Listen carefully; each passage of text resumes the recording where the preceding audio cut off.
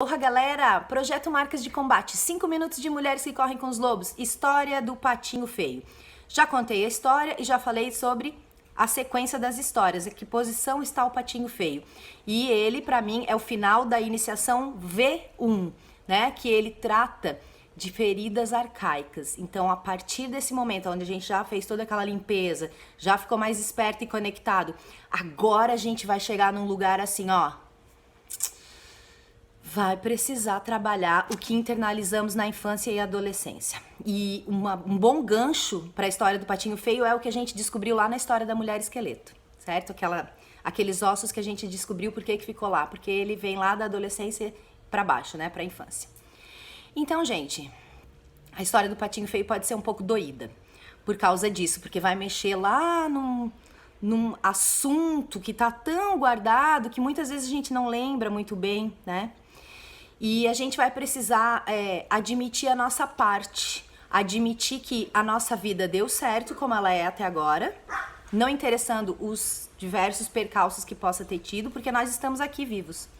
Então, a gente vai ter que aprender a aceitar todo mundo como é, inclusive a nós mesmos. Vai ter um aprendizado assim bem profundo, tá? Por isso que eu acho que quando passa pelo patinho feio, depois que você começa a trabalhar essas coisas, você vai para um outro degrau na iniciação, tá bom? Então vamos pensar assim, vou dar um exemplo, tá? Como é que a gente começa a se sentir patinho feio, né? Você é pequeno, criança, aí você faz um monte de desenhinho lá, feliz, esperando seus pais chegarem do trabalho, por exemplo. Aí seus pais chegam, pai, mãe, não importa, e você vai todo empolgado, ai, olha só o desenho que eu fiz, ou enfim, qualquer criação sua, certo?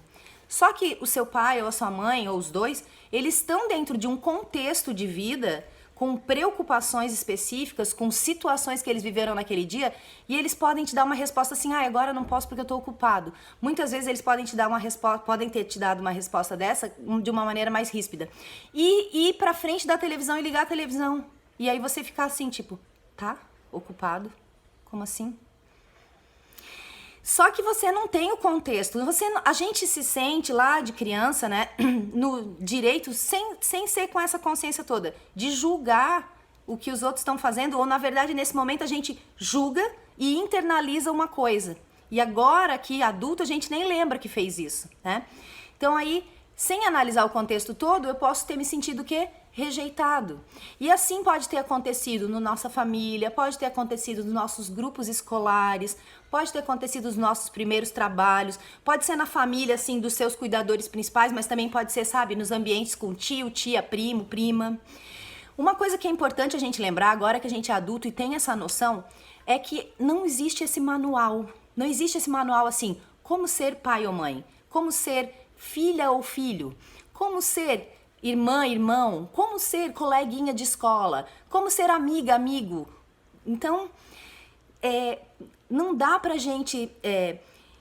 claro, a gente tem os nossos sentimentos, mas não dá pra gente querer exigir que as pessoas consigam fazer o que a gente espera que elas façam, certo? Nem a gente consegue fazer o que a gente espera que a gente pudesse fazer. Eu fui mãe aos 17 anos, eu queria muito que tivesse um manual como ser mãe, e tive que ir aprendendo, e com certeza cometi diversos percalços que podem ter ficado internalizados lá também.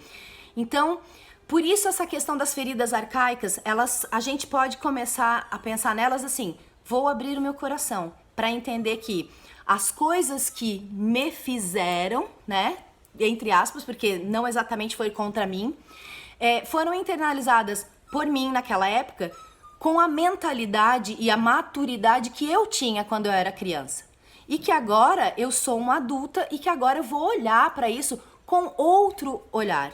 Com um olhar que não é o olhar de, ai, eu fui rejeitada.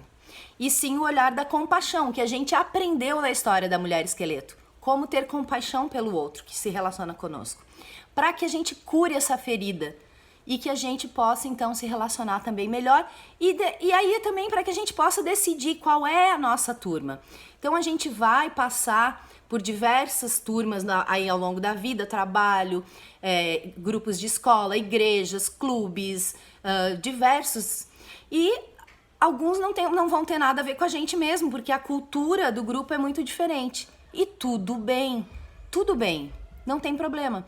O negócio é a gente não desistir por causa dessa rejeição, não desistir de continuar procurando a nossa turma. Continuo depois com mais um vídeo sobre o Patinho Feio, falando do comecinho da história, aonde nasce o patinho que pode ser um peru ou uma perua, tá certo? Abraço!